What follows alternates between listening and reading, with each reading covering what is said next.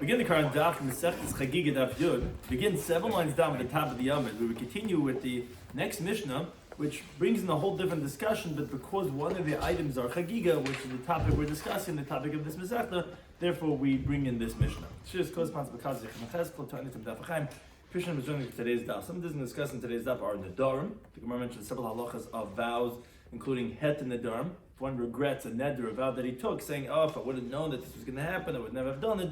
So then the Chacham is able to be matir the neder. Tzarch she'etz b'svasav, that a person, if he's making a neder, he has to actually speak it out. Nishbon l'kamas mitzvah, the idea about taking a vow to perform a mitzvah. After Shabbos, we discussed certain halachas regarding being exempted Shabbos from malacha she'in tzruch legufa. If, let's say, you're performing a malacha that has only a secondary benefit, or mekalkel, if it's a destructive act, then one would be pater.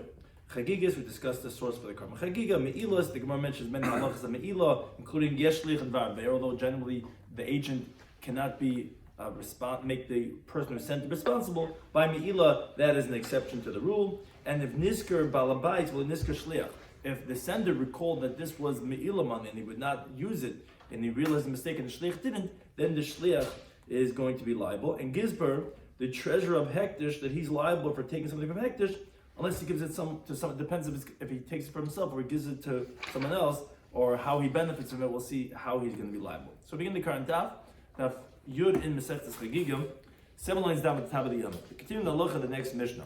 It says the Mishnah, Heter Nedarim. This that the Chachamim said, the sages said that a Chacham could be matir the neder, he could permit the vow.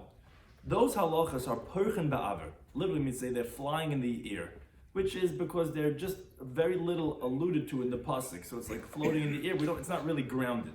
And the ein lehem amasha yismoichu, it doesn't really have much to what to rely on. But this is what was given over to the sages. Torah shalaped. There's an oral law that we have, but to see it in the Torah, you don't really see it grounded in the words of Torah shebiksav. Now, whereas Hilchos Shabbos, the laws of Shabbos, Chagigas, and this is why we really bring in this Mishnah because of Chagigas, and meaning the Karma Chagiga, V'hame'ilas, regarding the laws of misappropriation of Me'ilah, they are kahararim hatluin b'sa'ara. They're like mountains hanging from hairs. Shehin mikramud, because it is written in the pasuk, unlike Het in the Dharm, but it's very little psukim.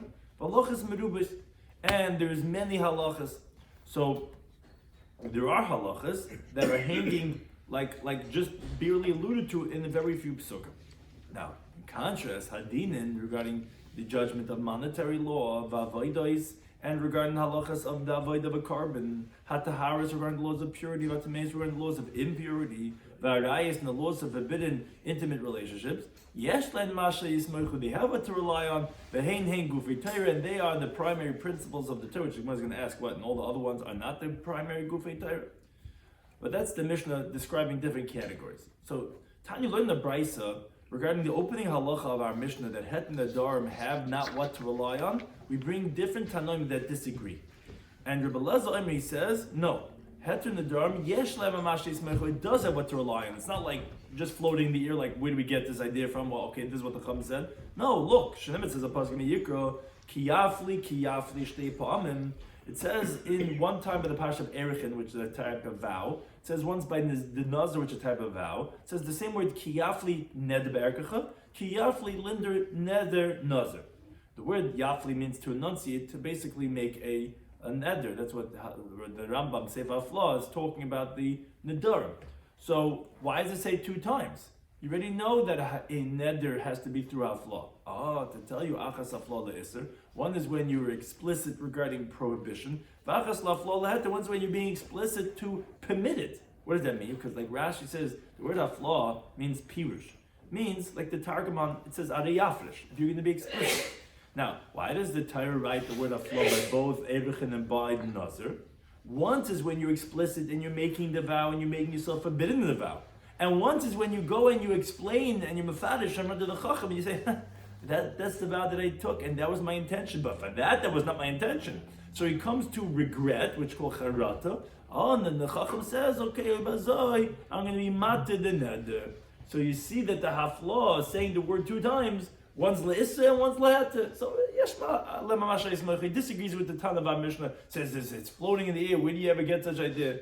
It's a state by saying the word yafli 2 times. So Rabbi Shloimy, he also disagrees. He says, Yesh le mamash le'ismochu. It's not true. The idea of het nedarim has what to rely on for the psukim. Because remember, the pasuk in Tehillim that we're going to say tonight, Hashem nishbati biyapi. Right? What's Hashem saying?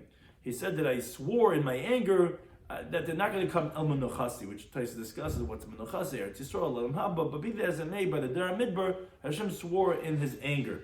Now, the fact that he's saying he swore in his anger, it sounds like ba'api nishbati. I swore when I was angry. What's the point of him saying that it was in my anger, but now I backed down, I calmed down, and therefore what? I could go and be shoyal on my vow because I did it only because of my anger, and I wasn't doing it from a calm and collected place, so to speak. So is what Hashem is saying. So you can learn from here that if someone finds an opening for his vow to say it wasn't my intention, I was in a bad mood, I was angry then that happened, I didn't realize this was going to be an outgrowth of my vow, then we permit it for him. And that's what Hashem is saying. This is what saying Hashem nishbati be'api mibon muchasi, that they will come to me muchasi because I did only when my anger. But when the anger calmed down, then I could, so to speak, undo. So that's again, it is alluded to in the psukim, this idea about that if it was in a certain state that I was in and I didn't think it through all the way, so to speak, that then a person would not have to keep the neder because he could be shel on the neder. Similarly, Rabbi Shloimy, he also says yesh l'mamash le'ismoichum.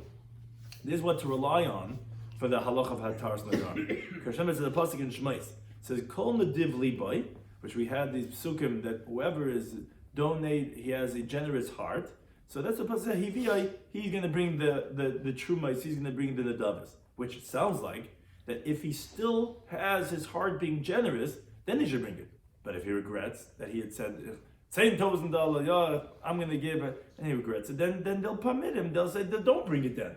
If a person is actively nadiv liboy, then heviyah, then he'll bring it. Again, you see the idea that if a person, even though he had already promised something, but if he regrets it, then you get about it nadir, because that's the halach of charata, that's the sourcing of this concept of Hataras Nadarim. So to Hananya ben Achi Rabbi Shloimy, Hananya, who is the nephew of Rabbi Shloimy, he says, Yesh l'mashmash esmoich. It's not true. There is what to rely on. Shlomo says a pasuk in Tehillim. Nishbati v'akayem, says David Melech. I swear and I fulfill. Lishmar mishpatei tzedkecha, to safeguard the justice of your righteousness. Now, the fact that he says v'akayema, he says I swear and I'm going to fulfill it. The inference is that if he wanted to, he wouldn't have to be v'akayema. What does that mean? Because they would be matter his shvu, his neder. So you see, by saying nishbati v'akayema, that a person would be able to have a way to undo it. Now, that was old Tanoim, as we have in this Bryce. I'm going to read the Mishmol, who he's an Amoira. He says, had I been there in the Tanoic times, I would have said that mine is better than yours. Shnemakis says a pasuk in Bamid, but it says, Lo yachal devaray. This is the halacha there in the Parashah Nadarim, which says, he's not allowed to profane his words. But he is not allowed to. Sounds like hu ain't emoichel. He cannot profane it. But others could profane it. Others, the chacham, could be matter his neder. So you see clearly from the pasuk that only he can. But if you go to the chacham, it can be matter. And that's a good source for this halacha that Hataras Nadarim. And Amar Rava made a comment. He says, you're right. L'kula is l'pircha. All the Tanaim have a flaw, have a refutation in their interpretation. Labar min Shmuel. Except for the Amar Shmuel, the less l'pircha, that there's no refutation of his source. As the Gemara goes through each one to show how from each one of these Tanaim, it's not so clear that would be a great source. Because even the Rabbi Eliezer, if you go with the first one, let's see Rabbi Eliezer, that he says, state kiyafli 2 times. He says, once to tell you when you're mefadish le'isser, once mefadish le'atz. It's not true. It could be teaching us a different idea. The time I learned the Brisa. He says that if let's say there were 2 people sitting, and there was one person walking towards them, and one guy says, I'm going to be a nazir because the guy coming next to us, he's a nazir. Look how long his hair is. I guarantee he's a nazir. I want to be like him. The other one says, actually, I'm a nazir that he's not a nazir. Because I know Nazirim. I've been around them. I've been in those holy cities there in Eretz HaKodesh. I know these guys. He's not a nazir. And at the end, it turns out obviously one of them is right, because he's either a nazir or not a nazir. Says Reb Tarfon, neither one is going to be a nazir. How's that possible? One of them has to be right. No. Nazir is because it wasn't given over to become a nazir, and they suspended it in a doubtful state. Elul hafla. It has to be a definitive, explicit acceptance of naziris. When you took it, you didn't know. one of us is right, but we don't know who is right. We'll find out later. That's not a valid Kabbalah of Naziris. And that you learn out from the extra word Kiyafli by the Parsha of Naziris. So it's not, don't tell me, oh, Shteitchen by Erechin Kiyafli, or say Kiyafli by Naziris. Oh, Kiyafli La'isi, Kiyafli Heta. Not true. Kiyafli by Naziris is a special limit to today. You have to have a higher level of explicitness that you know definitively that this guy, that when you're taking the Naziris, you know you have a Nazir. He didn't know. So we'll find out later, we'll ask him.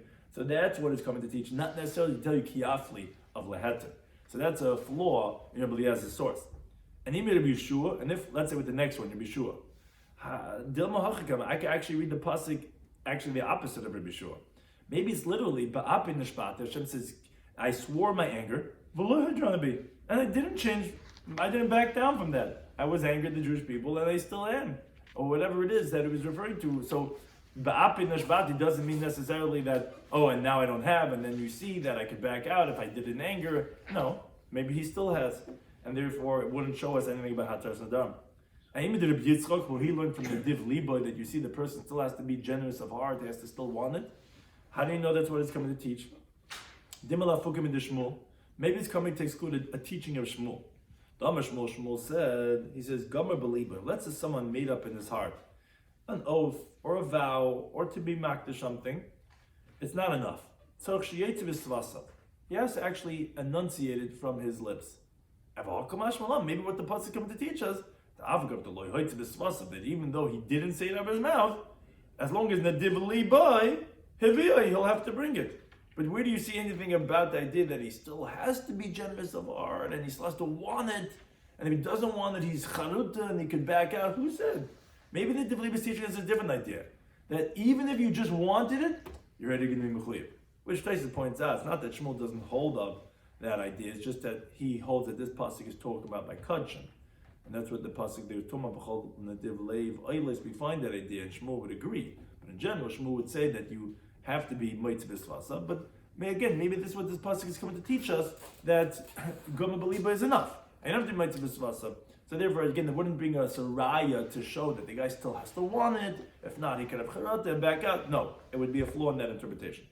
And even the Chananya ben Achir Bishua, that he brought from Nishbati Vakayema, says, oh, what's saying Vakayema? Obviously, if I swear I don't have to fill it, how so? I have charata and hatos nadurim. Who said? Remember Gidl Marabi says, Minayin shenishbar in the kamas mitzvah. From where do we know that it's a mitzvah for somebody to swear to fulfill a mitzvah, so that he should be quick and diligent to fulfill it? Because as Taisa points out, that when you're swearing, you have to mention Shem Shemayim, and then that's going to definitely get you to try to do the right thing, because you don't want to have sworn falsely. So where do you get this idea that it's a mitzvah to do this? Remember, it says in the pasuk, Nishbati v'akayem, says the mouth.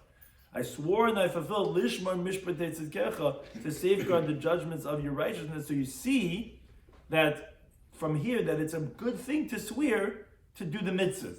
But one thing is, it doesn't tell us that if he wanted to not be Makayim, and that's what the pasuk is coming to say, that's not the narrative of the pasuk. The narrative of the pasuk is trying to tell you that yes, swear to fulfill, but not that you could swear and not want to fulfill, and not fulfill. So you don't see anywhere the idea of Hataras Nadarim in that pasuk. El Shmuel Bar Shmuel's, who he says he learns it out from Loyachal Devarai, he cannot profane his own words, but others could. Leslie Percha, that has no flaw. So Amar Rabba, he says, Hain Dimension, this is what people say. Tava Chada, it's better one peppercorn, one granule of Papalta Charifta of a sharp peppercorn, Mimalitzana de Kari, from a whole basket full of melons. So although obviously the melons are bigger, and these are huge, and the Tanoim are much bigger, and there's a klein peppercorn, small little, but it's still sharper and it still does more than all those big melons. And here, the Amayr Shmuel was better than all the Tanoim's interpretations. Now, the next category, the Mishnah, that was the first one. They had its own category. Het in the Dome, we said it was Perchim Ma'aver. The Tanakama of our Mishnah held there's nothing to be Saimach on, which we brought a Braysa and Amaram that said, no, there is what to be Saimach. Then the next category were things that are like mountains that are hanging from a hair's breadth. Which, what's the first one? We said a Hilchah Shabbos. Hilchah Shabbos, it's mamish mountains hanging from a hair. So the Gemara says, "Was heißt Mechtav Ksivim?" Many times in the Torah, in this week's parasha, it says Shabbos. What's Mikra Mu'it? You're saying that they're like mountains hanging from a thread, which they're mikra mud, there's very little psukim in many halachas. What do you mean? It says Hilchos Shabbos. It says about Shabbos many times in the time. It says no. What we're trying to tell you in the Mishnah is Likutei Rabba. In other words, like the halacha we're going to quote of Rabba, and those that are similar to these halachas, that they're very, very little bit alluded to in the Torah, to learn it out from the Torah, and it's those types of halachas that we're saying that is what really like mountains hanging from a hair. As the Amar Rabba says the following halacha. It says, someone is digging a pit on Shabbos. Now, if you're digging a pit on Shabbos, by default, you're creating a structure, which is boina, which is one lamates malachas. But the truth is, vein tzarech el la'afara. The one who's digging it doesn't need the pit, doesn't need the structure. He only needs to take the earth for something else. So even though the structure is built, pater aleh, you're going to be exempt. You're not going to be liable for that of boina. Now, as Taisa points out, we didn't have to really pick this case specifically. You could have said any mekalkal, which you're pater, but it's telling us a chiddush that even though you need the earth, you're still pater because you don't need the pit. So the Gemara explains, command, who's this like? Kedeb Shimon. He says, if you're doing an activity that you don't need for it itself, for the primary action, but you don't need the structure, so patala, you're going to be exempt on that activity. Now, Reb Shimon actually says his teaching in Shabbos regarding if, let's say, there's a dead person in a house, and they take out the dead person to bury him on Shabbos. So Reb Shimon says he's going to be pater on that haitzah. Maaseh did haitzah. He took out a person from Rishus Yochid to Rishus Ram. He says no, because the person would have wanted that this never happened, and he didn't need it. This is what Rashi will explain to us in a second. Famous machlokes Rashi and Taisus regarding what's malacha shein tzir l'gufa. So Rashi says, "Shabitzayin l'haisabah." If I would have had it my way, I wouldn't have had this in the first place. So when I'm taking him out, it's not like I tzrich l'gufa. I don't need this guy to be taken out, this dead person to be taken out, because I would have rather had it that he didn't die or he wasn't here in the first place. So Rashi calls that malacha shein tzir l'gufa, and therefore you're going to be pater, and that's the same thing. Seemingly, that's the ton of our Mishnah that we're saying that this halacha of Rabba is alluded to in our Mishnah, that Shabbos is very barely alluded to, as we'll say on Amud Beis. This halacha, where do we get this idea of malacha shein tzir l'gufa that you're pater on it? That seemingly that's like Reb Shimon, because according to Rabbi Yehuda, you actually are chayiv malacha shein tzir l'gufa. Says the Gemara, no, it doesn't have to be like Reb Shimon. Philip Temel Rabbi Yehuda, it could even be like Rabbi Yehuda who disagrees over there, and he holds that you're going to be chayiv for taking out this mess from the Rishus Yochid to Rishus Ram to bury him, because Hasam over there by burying the dead person, Mesakin, you're fixing something. You're taking out the mess from Rishus Yochid to Rishus Ram. Hach over here, when you're digging the pit, Mekalkal, it's actually destroying his courtyard. Since you don't need that structure, so you're making a groove, you're making a hole in your yard. It's not a good thing, it's a destructive act. So therefore, that's why even Rabbi Yehuda, who generally holds malacha shein tzir l'gufa b'chayiv, he would agree that makalkal, which is b'chlal an anti-malacha activity, because malacha is a constructive act, and when it's makalkal, it's destructive. Even he would agree that you're going to be pater. So it could even be like Rabbi Yehuda. But the Gemara just clarifies to say, "My karan atvim b'sara." What are you saying? So you're saying this is the case that's mikra mu'id and malacha meruba. What does it mean that it's mountains hanging from a hair? That you're saying in the Mishnah, it sounds like that it is a little bit alluded from the Torah. What is that remez? What's that allusion that you're saying regarding this halacha? So the Gemara continues on the base because Malachas machsheves asur Torah. The Torah said what's forbidden on Shabbos is only a pre-calculated, premeditated activity, which is that's what you're thinking about, and that's what you're intending for. Now, this person did not intend for this structure, therefore you're going to be pater. Now, like, this is the Taisus over here on Amud Beis that he said that Rashi says because it's ein tzrich l'gufa, so that means like in this type of activity that you would have wanted that you wouldn't have to make the structure in the first place. You just needed the earth. You didn't want the structure. But Taisus says it's not possible. He says because in every malacha, like let's say seiser, you're destroying a house with the intention to build another one in its place. Which that's when you're chayiv for seiser. He says why would you be chayiv? I would have rather had that this previous structure wasn't here in the first place. So let's say Kureyam Nas Lidfer, which that's your chayiv for tearing, which is only if your intention is to go ahead and then stitch it again. I would have rather had that it wasn't in the first place. So therefore he brings him to read that actually Malacha shein tzrich l'gufa doesn't mean that you didn't need it, but that you don't need the shirish of the isser. You don't need the primary thing that's forbidden, like over here, that he doesn't need the guma, which is the malacha. So that's how Taisa explains malacha she'en tzich l'guf. If you don't need this thing itself for the malacha activity, yeah, it could be even you want this thing, but you don't want the primary thing that's prohibited of what you want him to make him liable for, which is being a binyan. I don't need a binyan, I just need earth. The only way I can get it is by digging.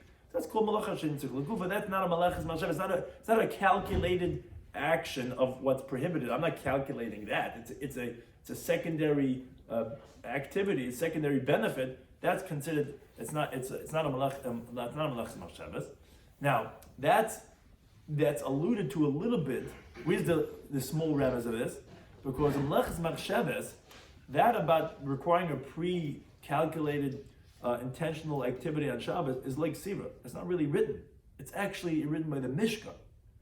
And in Parshas Vayakil is where you have Parshas Shabbos and Parshas Mishkan. It says the pasuk there, Mishkan and Shabbos together.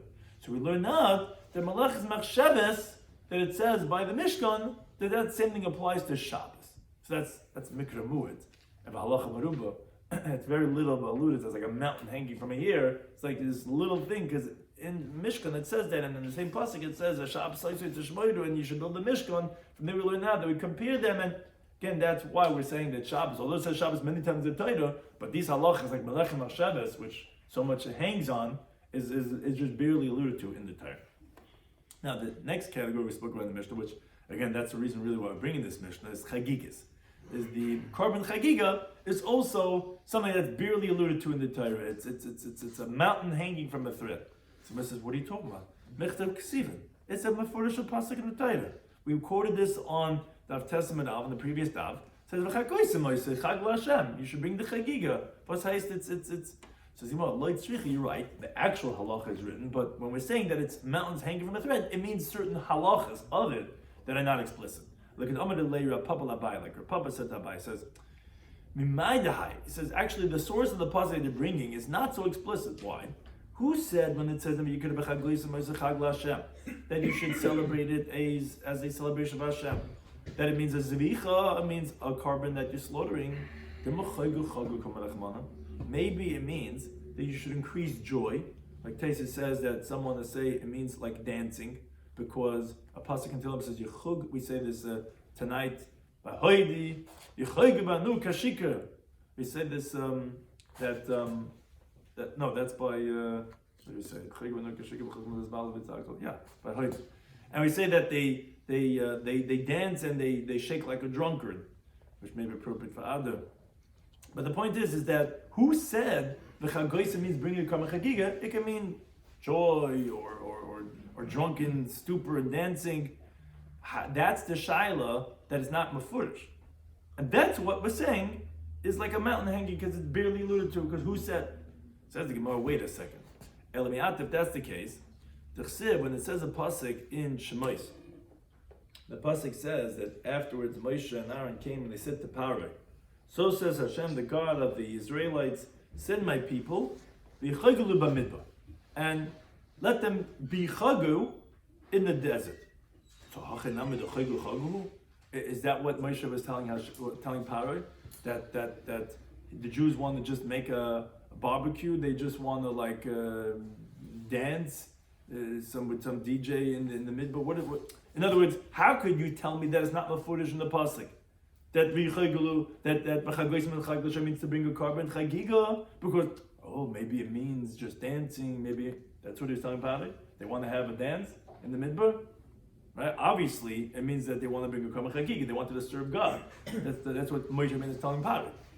And maybe you're going to tell me that no, maybe it means they wanted to dance. Maybe it means that they wanted to just be freilich in the midbar.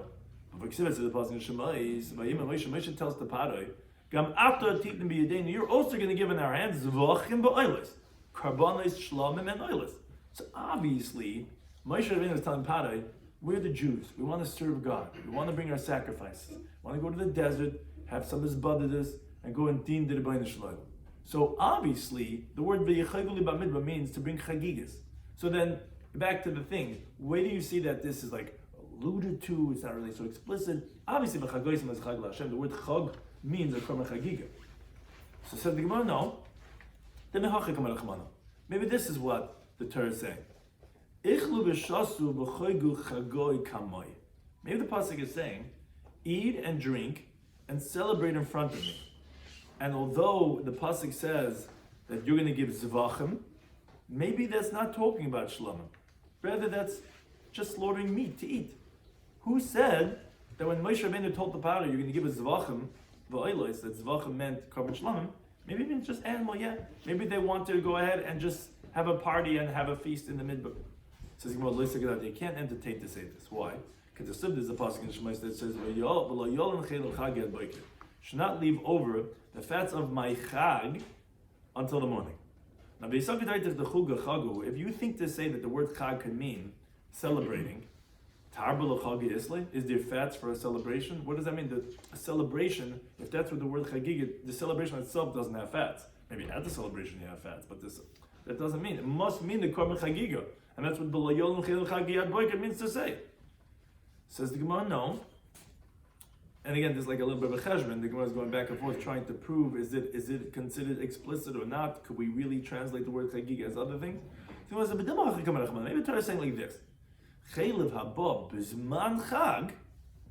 The fats that come at a time of celebration, meaning if you're going to come to bring your own private nedarim on the Yom Tiv, then lo yalim, then don't let them stay overnight out of the mizbech until Alaysa Shachar. Meaning, maybe the word chag could mean not the korban chagiga.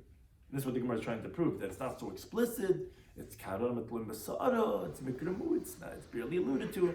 We're saying, but barely alluded to. It says chagoysim is a chag l'Hashem. No, who said chagoysim means a korban chagiga? Chagoysim means celebration. That's where we're going back and forth. We're saying, but we have psukim that seem to say, like this last one we brought. It says lo yon l'chel of chagi at boiker. Obviously, the word chagi chag means a korban chagiga, and that's why it says don't leave over the fats. And the Gemara is saying, no. Maybe chagi means my celebration. So how does celebration have a fat? It means at a time of celebration, on a Yom Tiv, if you bring your nedarim, then those fats should not be left out overnight. Maybe that's what it means. So the Gemara says, how could you say that?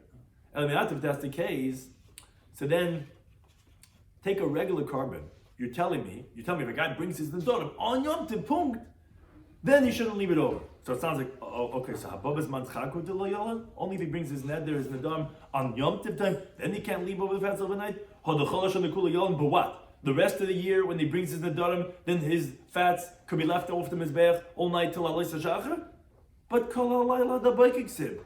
There's a pasuk that says, all night until the morning, Hiya Oyla al Moivta al Mizbeach, it's the Oyla on the fire of the mizbeach, Kol HaLayla da Baikik. From there we learn that you have to bring up all night long the fats and the limbs of the korbanos that were slaughtered that day, but not after Alaysa Shachar, because it becomes invalidated from being left out overnight. So you can't tell me that lo yol chil of chagi ad boiker means no. There's no korban chagiga over here. In other words, we wouldn't know that definitively. Could be chagiga. There's no such thing. When it says the chagoysim, it means just to celebrate, just to be happy. And when it says v'lo chil of chagi ad boiker, so what does that mean? It means, if you happen to bring a korban during your time of celebration, don't leave it out overnight. So saying it can't be that, because that would infer that. But if you bring your korban not during time of celebration, meaning not during Yom Tov, that then you would have no problem leaving it overnight. It's not true. We have a pasuk explicitly says that a korban at any time cannot be. So then we're back to the point. So obviously, v'lo chel of chagi is referring to the chagiga. So you see, chagi means chagiga, and then you're back to the question: why are you telling me that chagigas are mountains hanging from here? It's explicit pasuk. And chagoysim only means a chagiga. It can't mean anything else. So the Gemara says, no, it's not difficult. You didn't refute me yet. Dilma imahu, maybe if all you had was this pasuk of kol halayla ad haboker, yes, which tells me that you cannot leave over in the dorm any other korban. All year round, you can't leave it out overnight. But if all I had was that pasuk, I would have said, hagula say. That's a positive commandment, because it doesn't say don't, it just says what you should do. So, Allah v'ba machlal asay is asay. It would only have the thrust of a positive commandment. The Torah says this pasuk of chagi, which we're translating as during a time of a Yom Tiv, lalav. That's saying v'lo yolim. So that's teaching me something. Maybe only during a Yom Tiv time we have a loisase. So it could be talking about a regular korban. So the Gemara says, lab, what are you talking about? Kasav Krachin, there's another pasuk in the bottom that already tells me there's a lab for a regular carbon all year round. It says, B'la and Abasar, should not leave over in the meat, Asher Tizbach Be'erev, that was slaughtered on the evening, B'yem Rishon in the first day, L'Baika till the morning. Which Tais discussed, although that teaches other things, but still we could learn out two things, and it also would teach us this halacha of lina, of not leaving over something beyond the first night. So, how are you telling me that it's teaching you a loisa say when I already have a pasuk that teaches you a loisa say all year round, not just on Yom Tov? So the Gemara says, yeah, but maybe what's unique is that when you bring your own neder in the dava on Yom Tov Cholamoid, specifically then you're going to be violating two loisa says and one asay. You're right. All year round for leaving over the fast would be one loisa say one asay, but on Yom Tov. Maybe Chagi does not mean Chagigah. So celebration, where is there fats in the celebration? What's chaylev of a celebration? It means on a celebratory time, like on the Yom Tov. If you bring your own private carbon, yeah, there's a special loisa say in the Torah that you're going to be violating the Isra of Lina, two loisa says, and not just one loisa say. Which Taisa says, although generally we don't like saying that, but when you have no other choice, like we're not going to make up a new carbon Chagigah we never heard about, which is not explicit anywhere, we're not going to make it up. We prefer to say that it means to bring your own private carbon at a time of celebration and not the carbon Chagigah. So, yeah, you wouldn't know necessarily about a carbon Chagigah. So we actually add a question point here now. Taka, where do we know carbon Chagigah from the Torah? It's not even alluded to. Because where do you see the word Chag means a Korban Chagigah? Whoever made up this idea, you see anywhere in the Torah state the Chagigah? Doesn't say anywhere in the Torah you bring a Chagigah. Where'd you get it from? All along we were saying from the pasuk B'chagoysim means Chag Hashem. Well, who said B'chagoysim means bring the Chagigah? It means to celebrate. It means have a holiday. As a Chagigah, Yomah, Hatzeres, whatever. Chag means a Yom Tov. So where do you see Chagigah? So we thought to prove it. Well, Yol Chelev Chagi. No, Chelev means Chelev of a regular carbon that you have at a time of a Chag. So the Gemara says, you're right. Elis Sataka, where do we know it from?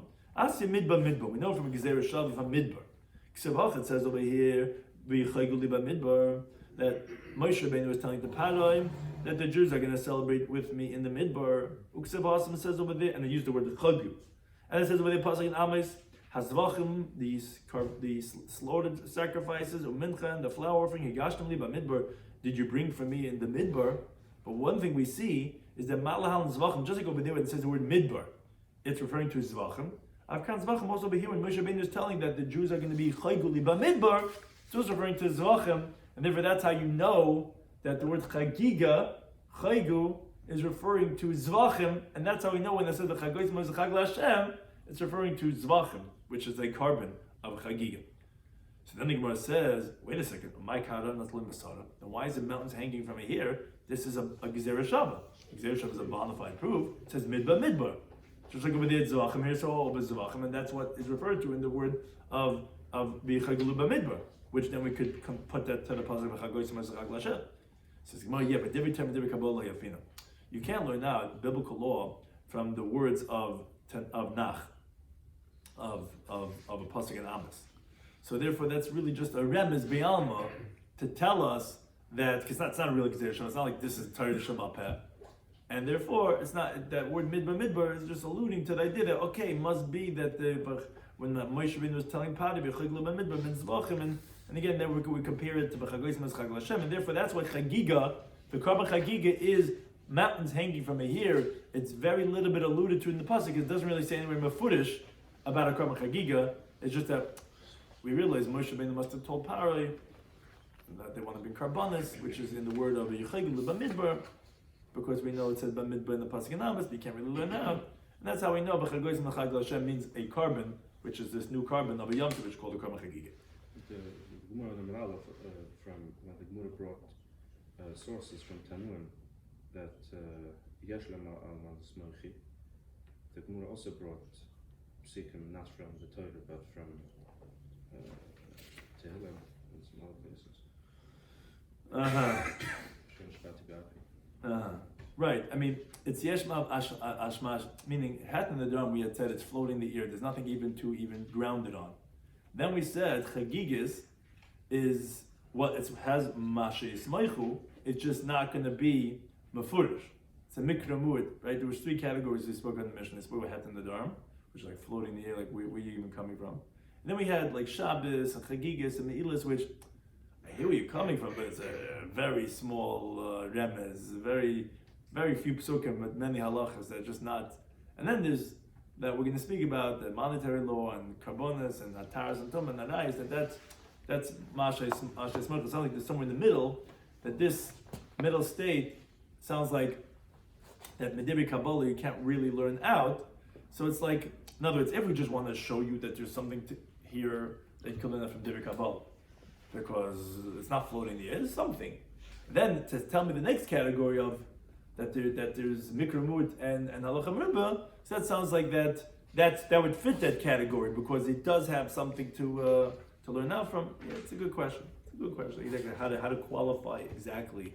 You're learning from Divir Kabbalah, you're not learning Kabbalah, but it definitely would give us something to go on.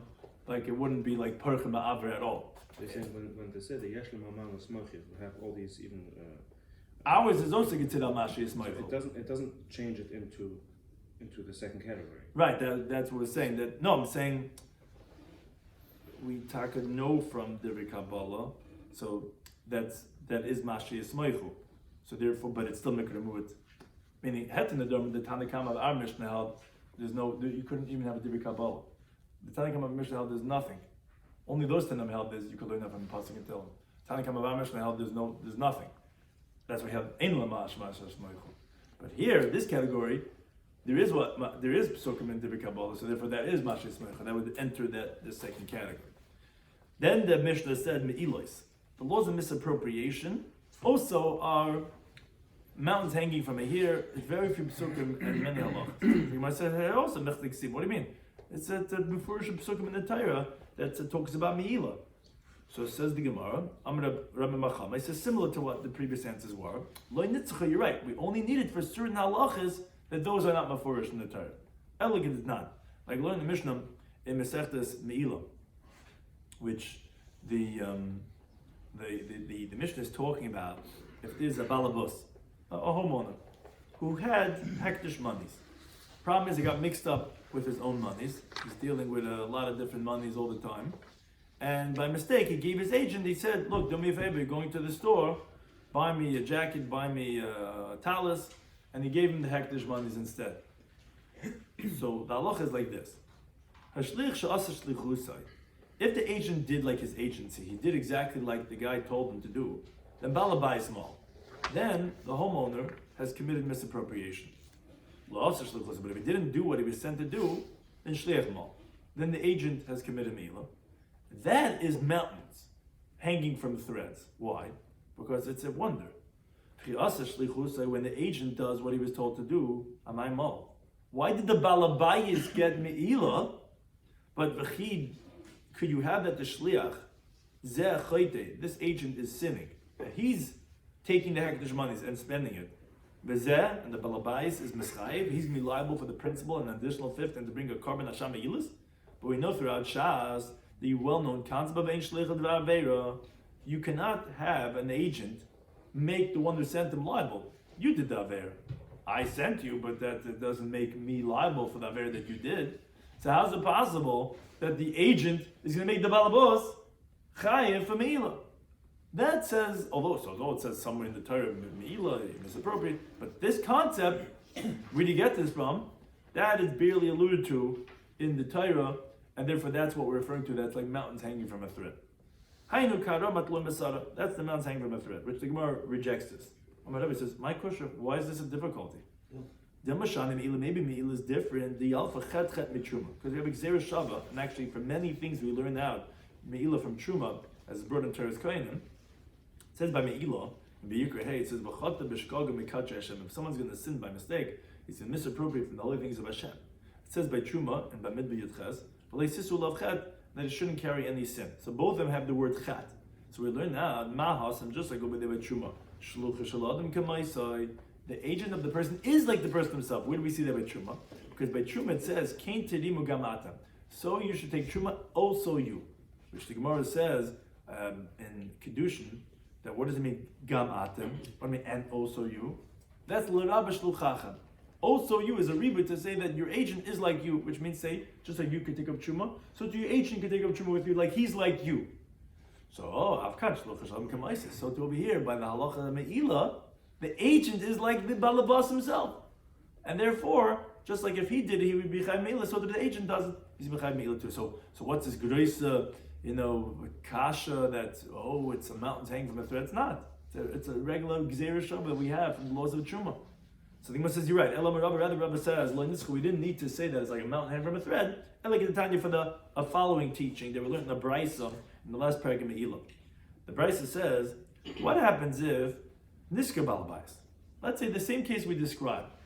The Balabas is all these monies, he's busy with the shul and with this and that. He doesn't know which money is coming from what, pushka. And he goes and he gives them money, he says, do me a favor, go to the grocery and buy this.